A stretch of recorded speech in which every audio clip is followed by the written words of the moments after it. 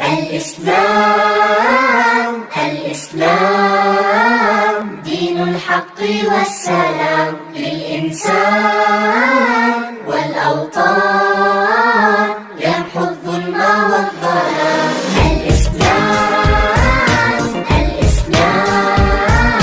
دين الحق والسلام للإنسان والأوطان، يمحو الظلم والظلام. Islam is about surrendering to the truth of your humanity, being kind, gentle, loving and caring, merciful and giving charity. Islam is about surrendering to the truth of your humanity, being kind, gentle, loving and caring, merciful and giving charity. And being strong is always a need to protect humans and holy lands. Every nation's history we should read against evil and challenges power stands. And being strong is always a need to protect humans and holy lands. Every nation's history we should read against evil and challenges power stands.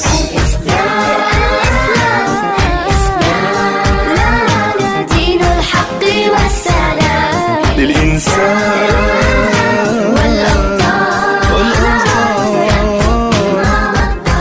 If we're any color, black or white, we're not different from each other.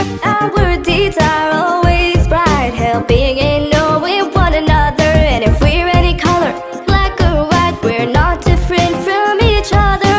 Our deeds are always bright, helping and knowing one another. Our religion encourages knowledge and science and civilization. Many verses in Quran encourage thinking and gathering information. Our religion encourages knowledge and science and civilization. Many verses in Quran encourage thinking and gathering information.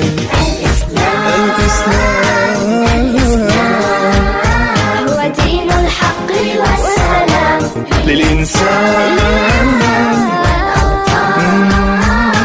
يمحو الظلم والظلام.